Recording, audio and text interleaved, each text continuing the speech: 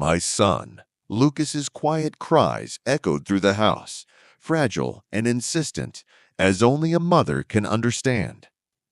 I lifted my head from the kitchen, dipping my hands into the soapy water, and my eyes immediately found him sitting on the playmat with his grandmother. His little fists were clenched, and his lips were trembling, longing for comfort.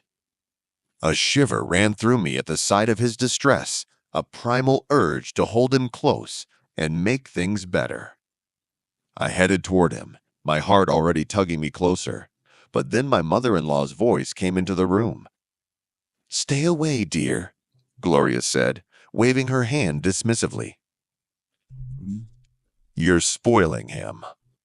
He needs to learn to manage on his own." I froze, hovering in midair, torn between instinct and obedience. The room seemed to shrink, pressed down by the weight of my uncertainty. A slippery hand dropped to my side, and I swallowed the words rising in my throat. The air was thick, and I could feel my pulse pounding in my ears as I tried to decide what to do. But he's just a baby, I wanted to say. "He's my baby."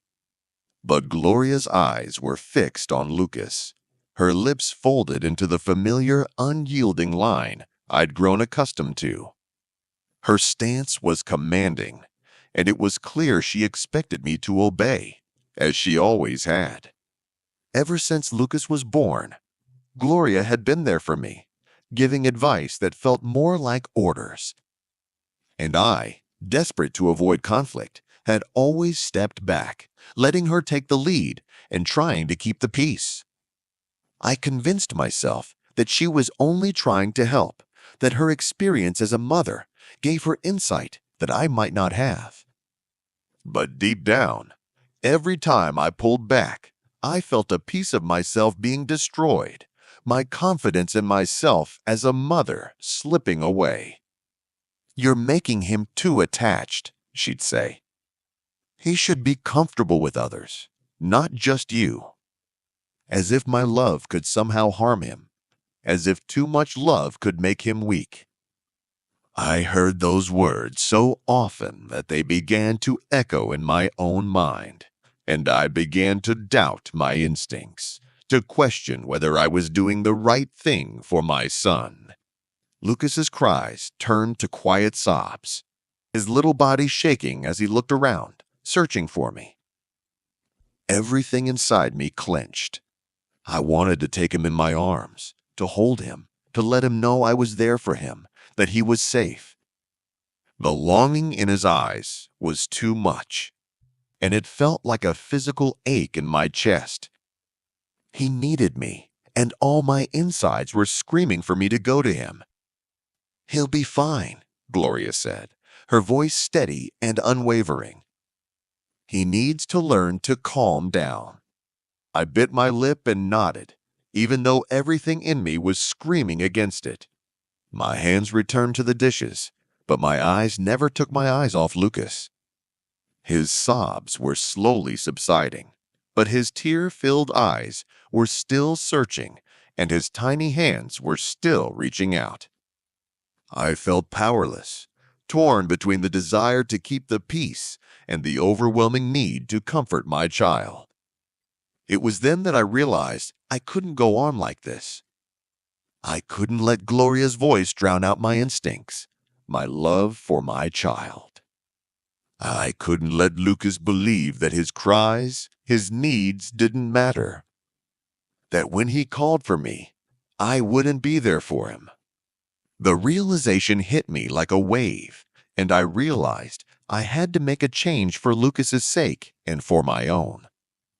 "Gloria," I said, my voice soft but determined. I turned off the faucet and quickly wiped my hands. She raised her eyebrows, clearly surprised. "I'm going to him." There was a pause, a tense silence that seemed to stretch on indefinitely. Her eyes narrowed, and I could see the words forming on her lips, ready for an argument. But before she could speak, I moved toward Lucas, and my heart raced as I enclosed him in my arms. It was like being released from invisible chains when the weight of my hesitation finally lifted. His small body nestled against mine, and his head rested on my shoulder. He sighed, as if all the fear and tension had left him at once. His little hands clutched at my shirt, and I kissed his temple, whispering words of comfort. I felt his body relax, the warmth of his trust engulfing me, and I realized I'd done the right thing. Gloria opened her mouth, but I shook my head, my voice harder. "I'm his mother," I said. "If he needs me, I'll be there for him." Those words gave me strength, as if I'd regained a part of myself I'd lost. She blinked, her eyes widening. For a moment, I thought she might object, but then her gaze softened, and her lips pressed into a thin line. "I just think," she began, and her voice lost its sharpness. I could see the conflict in her eyes, the struggle between the desire for control and the realization that I might be right. "I know," I interrupted softly. "I know you're trying to help, but I have to do it my way. He needs to know that I'll always be there for him." I held her gaze, wanting her to understand, to see that my love for Lucas was beyond measure or control. It was boundless, and it was what he needed most. She was silent, her gaze darting between Lucas and me. Finally, she nodded, her lips curving into a faint smile. "Okay," she whispered. "Okay, honey." It wasn't an apology, but it was a small step, a crack in the wall between us. For the first time, I felt hope that maybe we could find common ground. Lucas's breathing slowed, his tears dried, and he relaxed into my arms. I rocked gently, feeling my own tension leave. I looked at Gloria. Her gaze had gone soft, unreadable, and smiled weakly.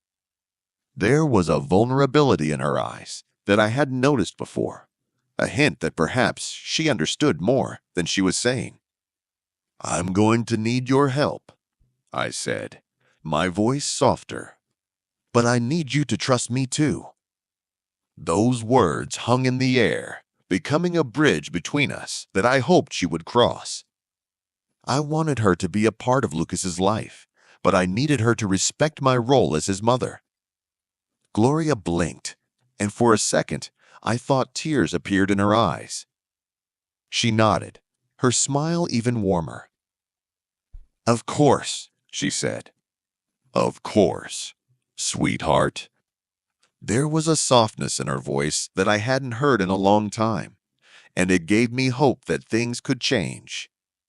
Things weren't perfect, and I knew we still had a long way to go. The disagreements, the moments of frustration were still ahead of us. But as I held Lucas close to me, feeling his heartbeat, I knew I had taken the first step to being the mother he needed. I had stood up for him and for myself, and it was a victory I wouldn't forget. And for the moment, that was enough.